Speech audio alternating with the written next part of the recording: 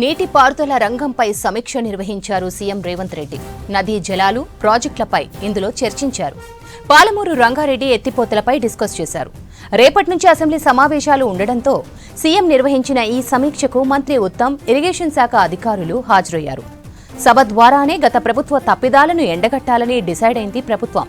కృష్ణానదిపై pending ప్రాజెక్టులను పూర్తి చేయకుండా తెలంగాణకు తీరని ద్రోహం చేశారనేది ప్రజల్లోకి బలంగా తీసుకెళ్లాలని నిర్ణయించారు.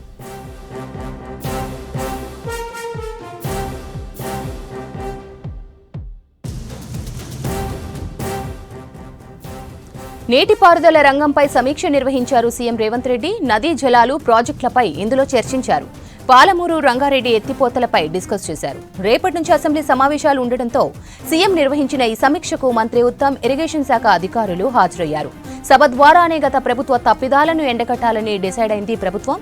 కృష్ణానదిపై పెండింగ్ ప్రాజెక్టులను పూర్తి చేయకుండా తెలంగాణకు తీరని ద్రోహం చేశారనేది ప్రజల్లోకి బలంగా తీసుకెళ్లాలని నిర్ణయించారు.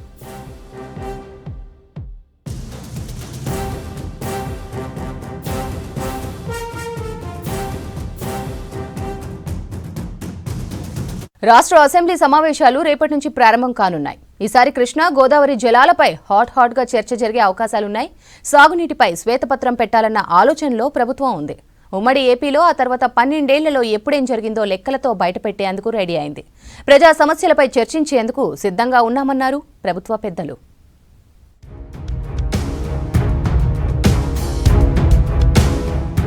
రేపటి నుంచి శీతాకాలం అసెంబ్లీ సమావేశాలు ప్రారంభం కానున్నాయి. కృష్ణా, గోదావరి నీటి వాటాలపైనే ప్రధానంగా సభలో చర్చ జరగనుంది.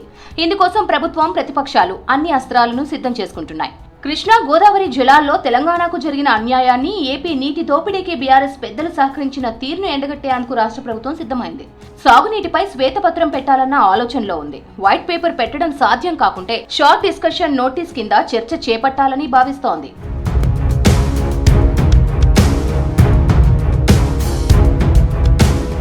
జనవరి 2, 3 తేదీల్లో అసెంబ్లీ వేదికగా కృష్ణా, గోదావరి జలాలపై 2 రోజుల పాటు సమగ్ర చర్చ జరపాలని ప్రభుత్వ పెద్దలు భావిస్తున్నారు. అసెంబ్లీలో చర్చ కంటే ముందే జనవరి 1న ప్రజాభవన్లో మంత్రులు, ఎమ్మెల్యేలకు ఇరిగేషన్ మంత్రి ఉత్తమ్ పవర్ పాయింట్ ప్రెజెంటేషన్ ఇచ్చే అవకాశం ఉంది.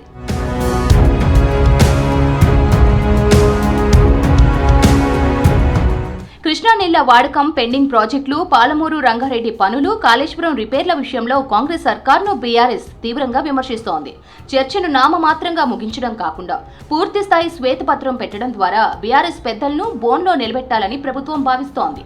ఉమ్మడి ఏపీ మొదలుకొని గత 12 ఏళ్లలో కొత్త ప్రాజెక్టులకు తెచ్చిన పర్మిషన్లు, చేసిన ఖర్చు, కొత్తగా వచ్చిన ఆయకట్టు, చూపిన లెక్కలు, జరిగిన అక్రమాలు, కృష్ణా, గోదావరి జలాల పంపిణీపై అగ్రిమెంట్లు, తెలంగాణ వాడుకున్న నీళ్లు, ఏపీ తరలించిన జలాలు, ఇలా ఇరిగేషన్ అధికారులు అన్ని లెక్కలు బయటకు తీశారు. ప్రాజెక్టుల వారీగా ప్రత్యేక ఫైళ్లతో సమగ్ర రిపోర్ట్ రెడీ చేశారు.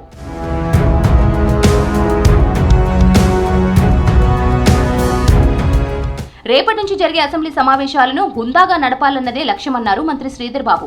రాష్ట్ర ప్రభుత్వం తీసుకున్న నిర్ణయాలు, ప్రజా సమస్యలపై అసెంబ్లీలో డిస్కషన్ చేస్తామన్నారు. ప్రతిపక్షాలు ప్రజా సమస్యలను లేవనెత్తడంపైనే ఫోకస్ పెట్టాలన్నారు మంత్రి శ్రీధర్ బాబు. రేపటి నుంచి అసెంబ్లీ సమావేశాలున్నాయి. తప్పకుండా ప్రజలకు సంబంధించిన సమస్యలు, ప్రభుత్వం తీసుకున్న అనేక ప్రజా ప్రయోజనాలకు సంబంధించిన నిర్ణయాలు, అదేవిధంగా ప్రతిపక్షాలు లేవనెత్తే ప్రతి అంశంపై కూడా జవాబు చెప్పడం, జవాబుదారితనంతో మా ప్రభుత్వం ముందుకెళ్లే కార్యాచరణ తీసుకుంటుంది.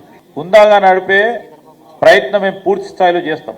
కానీ మాతో పాటు ప్రతిపక్షాలు కూడా అదే విధంగా హుందాగా ఉండాలి, హుందాగా మాట్లాడాలి, హుందాగా కార్యాచరణ తీసుకోవాలని వారికి కూడా వారి సహకారం కూడా అవసరం. మొదటి రోజు డిప్యూటీ స్పీకర్ ఎంపిక జరగనుంది. ఆ తర్వాత జరిగే బీఎస్సీ సమావేశంలో అసెంబ్లీ ఎన్ని రోజులు నిర్వహించాలనేది డిసైడ్ చేస్తారు. ప్రతిపక్ష నేత హోదాలో ఉంటూ కేసీఆర్ ప్రజల కోసం పోరాటం చేయడం లేదన్నారు మంత్రులు. రాజకీయాల్లో ఎవరూ శాశ్వతం కాదని చెప్పారు. మంచి పనులు చేసిన వారినే ప్రజలు గుర్తుంచుకుంటారన్నారు. కొత్త సర్పంచులు గ్రామాల అభివృద్ధికి కృషి చేయాలని సూచించారు మినిస్టర్స్.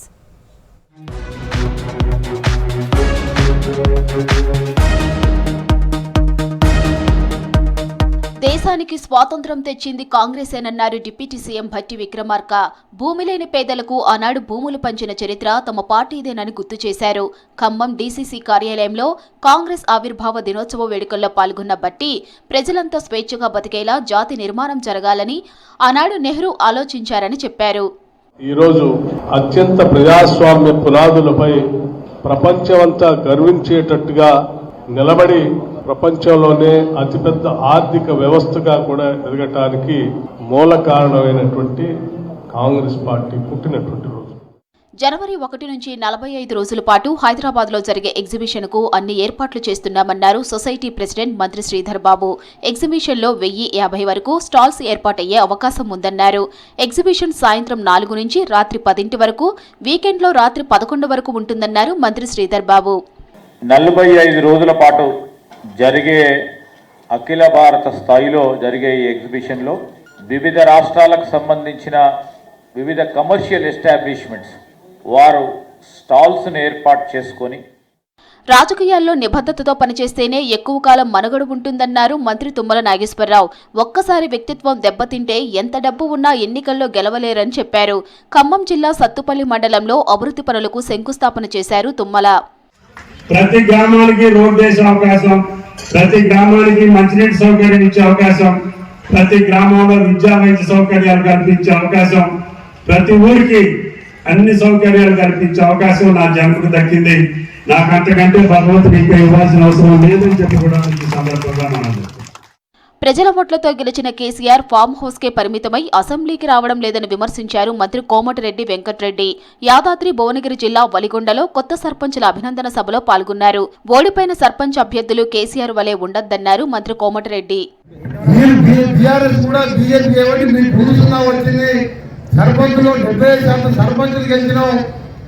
ఇక్కడ మాలాంటి పోటీ ఎక్కువ, 2-3 పోటీ చేసుకుని పోయినా తప్ప మొత్తం కూడా 80% పైన గెలుచుకోవడం జరిగింది. దేశ భవిష్యత్తు తరగతి గదిలోనే నిర్మాణం అవుతుందన్నారు మంత్రి సీతక్క. విద్యార్థుల భవిష్యత్తు టీచర్ల చేతిలోనే ఉందన్నారు. జనగామలో రాష్ట్ర ఐక్య ఉపాధ్యాయ ఫెడరేషన్ సమావేశాలకు హాజరయ్యారు మంత్రి సీతక్క. విద్యార్థులకు మంచి విద్యాబుద్ధులు నేర్పాలని సూచించారు. తెలుగు ఫిలిం ఛాంబర్ ఎన్నికల్లో ప్రోగ్రెసివ్ ప్యానెల్ ఘన విజయం సాధించింది. ఫిలిం ఛాంబర్ ప్రెసిడెంట్గా దగ్గుబాటి సురేష్ బాబు ఎన్నికయ్యారు. వైస్ ప్రెసిడెంట్గా సూర్యదేవర నాగవంశీ, ఫిలిం ఛాంబర్ సెక్రటరీగా అశోక్ కుమార్, ట్రెజరర్గా ముత్యాల రామదాస్ ఎన్నికయ్యారు. జాయింట్ సెక్రటరీలుగా మోహన్ వడ్లపట్ల, విజయేందర్ రెడ్డి ఎన్నికయ్యారు. అటు స్టూడియో సెక్టార్ నుంచి వైస్ ప్రెసిడెంట్గా కిరణ్ ఎన్నికయ్యారు. డిస్ట్రిబ్యూషన్ సెక్టార్ నుంచి వైస్ ప్రెసిడెంట్గా భరత్ చౌదరి ఎన్నికయ్యారు. మొత్తం 48 కార్యవర్గ స్థానాలకు జరిగిన ఎన్నికల్లో ప్రోగ్రెసివ్ ప్యానెల్ నుంచి 31 మంది, మన ప్యానెల్ నుంచి 17 మంది విజయం సాధించారు.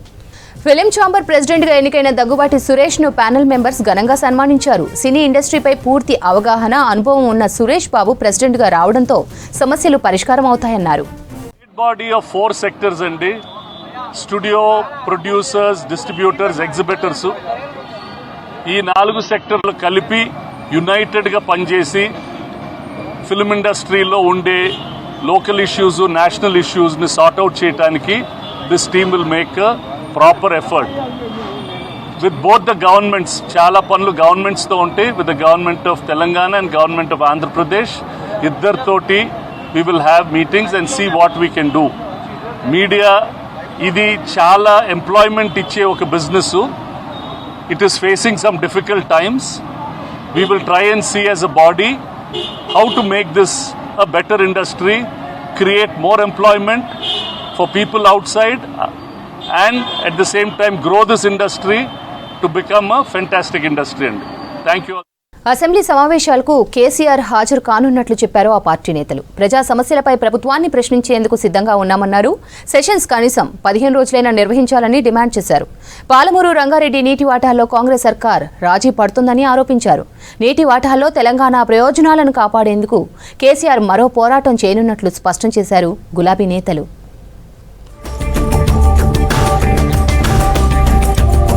చాలా రోజుల తర్వాత అసెంబ్లీ సమావేశాలకు బీఆర్ఎస్ అధినేత కేసీఆర్ హాజరయ్యే అవకాశాలు ఉన్నాయి. రేపటి నుంచి అసెంబ్లీ సమావేశాలు ప్రారంభం కానున్నాయి. ముఖ్యమైన ఎజెండాలపై చర్చ జరగనుండడంతో సభకు హాజరు కావాలని గులాబీ బాస్ నిర్ణయించుకున్నారు. ఎర్రవెల్లి ఫామ్ హౌస్ నుంచి నందినగర్ నివాసానికి చేరుకున్నారు. రేపు ఉదయం నేరుగా అసెంబ్లీకి రానున్నారు.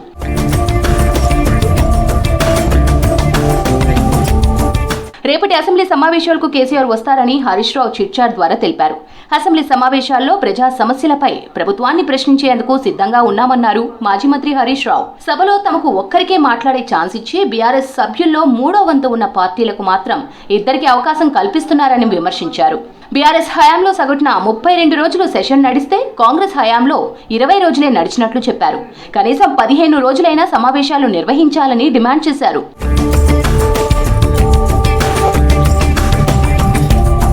పాలమూరు రంగారెడ్డి ప్రాజెక్టు నీటి కేటాయింపుల్లో రేవంత్ సర్కార్ రాజీ పడుతోందని ఆరోపించారు BRS working president KTR.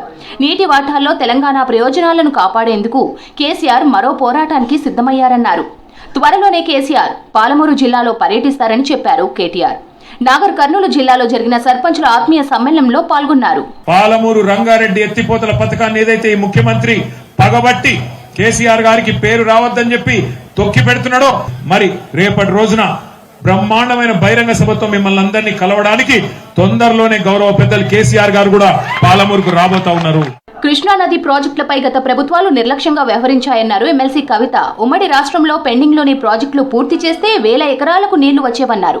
Palamuru Rangareddy ప్రాజెక్టును బీఆర్ఎస్ సర్కార్ నిర్లక్ష్యం చేసిందన్నారు. నాగర్ కర్నూలు జిల్లాలో పర్యటించిన కవిత డిండి ప్రాజెక్టు పూర్తి చేయాలని కాంగ్రెస్ సర్కార్ను డిమాండ్ చేశారు. మరి ఏ ఒక్క ప్రభుత్వం కూడా బీఆర్ఎస్ అయినా కాంగ్రెస్ అయినా పట్టించుకోకుండా మరి 2 గ్రామాలు మునిగిపోతుంటే చోద్యం చూస్తూ ఊరుకున్నారు. డిండిలో చేపట్టినటువంటి ప్రాజెక్ట్ ఆయకట్టు తగ్గకుండా చేసేటటువంటి ఆల్టర్నేట్ ప్రపోజల్ తో మేము ప్రభుత్వాన్ని అప్రోచ్ అవుతాం.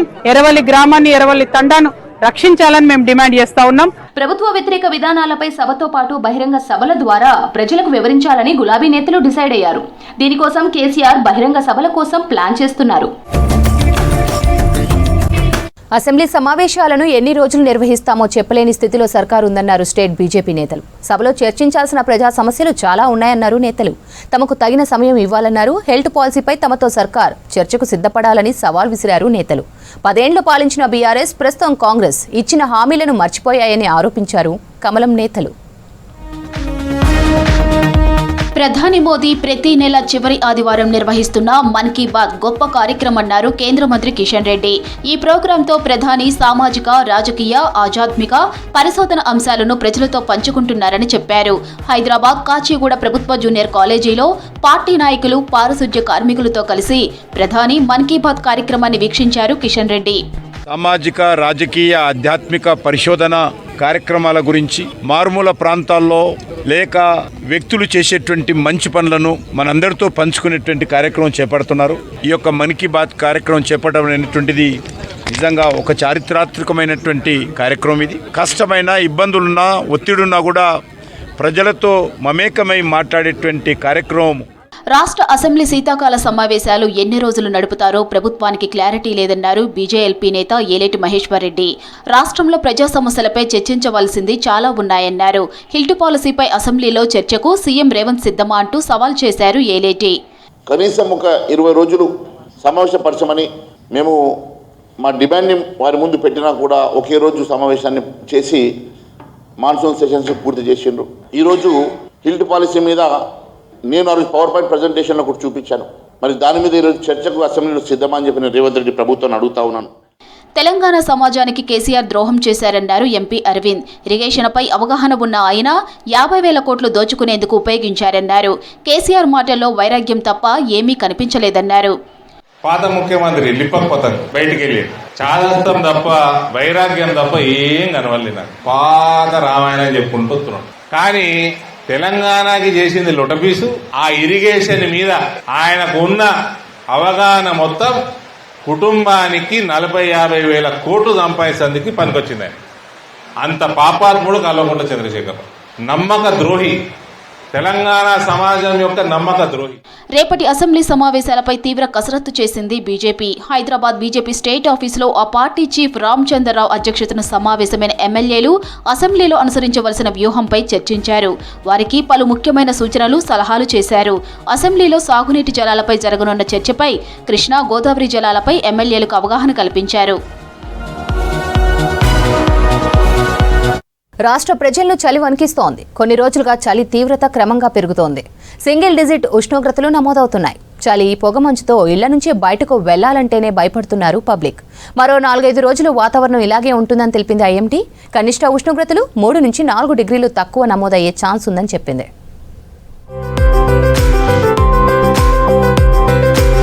రాష్ట్రంలో చలి తీవ్రత కొనసాగుతుంది. చాలా ప్రాంతంలో కోల్డ్ వేవ్ కంటిన్యూ అవుతోంది. తూర్పు ఆగ్నేయ దిశల నుండి వీస్తున్న క్రింది స్థాయి గాలుల ప్రభావంతో చలి తీవ్రత పెరుగుతుంది. ఉదయం సాయంత్రం వేళల్లో చలి చంపేస్తుంది. రోజు రోజుకు ఉష్ణోగ్రతలు పడిపోతున్నాయి. చాలా జిల్లాల్లో సింగిల్ డిజిట్ ఉష్ణోగ్రతలు నమోదవుతున్నాయి. ఇవాళ అత్యల్పంగా కొమరంభీం జిల్లాలో 7.1 డిగ్రీల ఉష్ణోగ్రతలు నమోదయ్యాయి. సంగారెడ్డి జిల్లా కోహీరులో 7.5 డిగ్రీలు ఉంది. మరో 7 ప్రాంతంలో 10 డిగ్రీలలోపై ఉష్ణోగ్రతలు నమోదయ్యాయి.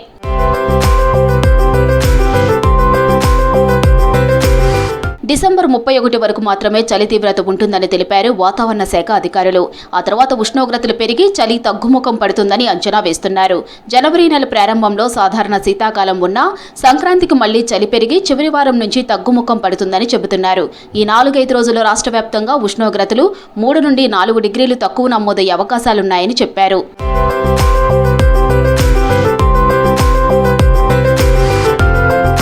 ఉమ్మడి ఆదిలాబాద్ జిల్లాను చలి వణికిస్తోంది. రికార్డు స్థాయిలో ఉష్ణోగ్రతలు పడిపోతున్నాయి. కొమరంభీం జిల్లా సిరిపూర్లో అత్యల్పంగా 7.1 డిగ్రీల ఉష్ణోగ్రతలు నమోదయ్యాయి. అర్లీటీలో 8.3, కెరిమిరిలో 9.3 డిగ్రీల ఉష్ణోగ్రతలు రికార్డయ్యాయి. చలి తీవ్రత అధికంగా ఉండటంతో ఉదయం సాయంత్రం బయటికి రావాలంటే జనం జంకుతున్నారు. చలిమంటలు వేసుకొని ఉపశమనం పొందుతున్నారు.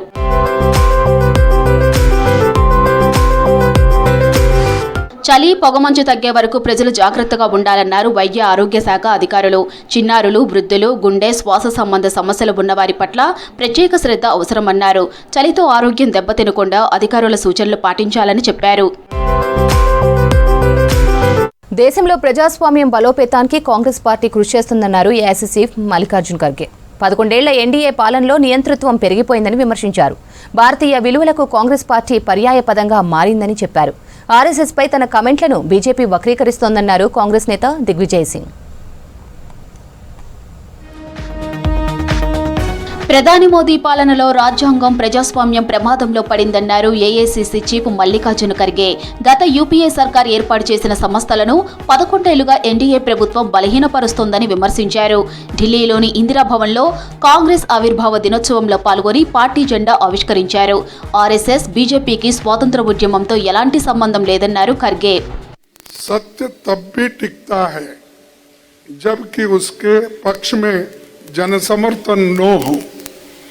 मैं और एक बार इसके लेकर सत्य भी टिकता है जबकि उसके पक्ष में जनसमर्थन न हो, पर हमारे पास सत्य भी है और जनसमर्थन भी है. భారతీయ విలువలకు కాంగ్రెస్ పార్టీ పర్యాయ పదంగా మారిందన్నారు కాంగ్రెస్ నేత సచిన్ పైలట్. దేశంలో ప్రజాస్వామ్యాన్ని కాపాడటానికి కట్టుబడి ఉందని చెప్పారు. ప్రస్తుతం పార్టీ అనేక సవాళ్లు ఎదుర్కొంటున్నా రాజీ లేని పోరాటం కొనసాగుతుందని తెలిపారు Sachin Pilot. And to my mind, the only party that can take on the BJP nationally and challenge it and win in an election nationally is the Congress party. And today, Mr. Kharge, Mrs. Gandhi, Rahulji, all have again reaffirmed that commitment to the Congress party workers to be strong and fight this challenge. RSS పై దిగ్విజయ్ సింగ్ కామెంట్లకు స్పందించారు కాంగ్రెస్ నేత Manikam Tagore. RSS నుంచి Congress party నేర్చుకోవాల్సిన విషయాలు ఏమీ లేవన్నారు. ఆ సంస్థ ఆల్ ఖైదాలాగే ప్రజల్లో విద్వేషాలు పెంచుతోందని ఆరోపించారు మాణిక్యం ఠాగూర్. भारत जोड़ो नए यात्रा ने अगला लेवल पे आके कांग्रेस को रखा है और राहुल गांधी जी पूरी तरह लोगों का साथ है, लोगों का साथ लड़ रहे हैं, लोगों का इश्यूज का साथ लड़ रहे हैं. एक तरफ से सरकार पूरी मोनोपोली कर रही है सारे चीज में, उस मोनोपोली के खिलाफ राहुल गांधी जी का लड़ाई है. కాంగ్రెస్ పార్టీలో విభేదాలు సృష్టించడానికి బీజేపీ ప్రయత్నిస్తోందన్నారు కాంగ్రెస్ నేత దిగ్విజయ్ సింగ్. ఆర్ఎస్ఎస్ సంస్థాగత బలంపై తన కామెంట్లను వక్రీకరించారని చెప్పారు. ప్రస్తుతం కాంగ్రెస్ పార్టీలో ఎలాంటి విభేదాలు లేవన్నారు దిగ్విజయ్ సింగ్. विचारधारा में कहीं मतभेद नहीं है, हम सब लोग एक हैं और ये परिवार नेहरू गांधी परिवार एक ऐसा परिवार है जिसमें दो लोग शहीद हुए हैं. तो इस प्रकार से परिवार के अंदर ये फूट डालने के बारे में ये जो बात की भाजपा कर रही है, इसकी मैं घोर निंदा करता हूं. బీజేపీ, ఆర్ఎస్ఎస్ రాజ్యాంగ వ్యతిరేక విధానాలతో దేశానికి నష్టం జరుగుతోందన్నారు కాంగ్రెస్ నేతలు. దేశ ప్రజలకు అడ్వాన్స్ గా న్యూ ఇయర్ విషెస్ చెప్పారు ప్రధాని మోదీ. ఏడాది అనేక రంగాల్లో భారత్ తనదైన ముద్ర వేసిందని తెలిపారు. రాబోయే సంవత్సరంలో మరిన్ని విజయాలు సాధించాలని ఆకాంక్షించారు. త్వరలోనే మలేరియా రహిత దేశంగా భారత్ మారుతుందన్నారు. ఆర్ఎస్ఎస్ను విమర్శించడమే విపక్షాలకు పనిగా మారిందన్నారు బీజేపీ నేతలు. భారత్కు 2025 ఏడాది ఎన్నో మధుర క్షణాలను అందించిందన్నారు ప్రధాని నరేంద్ర మోదీ. మన్ కీ బాత్ 129వ ఎపిసోడ్లో పాల్గొన్న ప్రధాని దేశ ప్రజలకు అడ్వాన్స్ గా న్యూ ఇయర్ విషెస్ చెప్పారు. ఈ ఏడాది ప్రపంచవ్యాప్తంగా అనేక అంశాల్లో భారత్ తనదైన ముద్ర వేసిందని తెలిపారు. నేషనల్ సెక్యూరిటీ, సైన్స్, స్పోర్ట్స్ సహా పలు రంగాల్లో భారత్ అగ్రగామిగా నిలిచిందన్నారు మోదీ. देश की सुरक्षा से लेकर खेल के मैदान तक, विज्ञान की प्रयोगशालाओं से लेकर दुनिया के बड़े मंचों तक भारत ने हर जगह अपनी मजबूत छाप छोड़ी.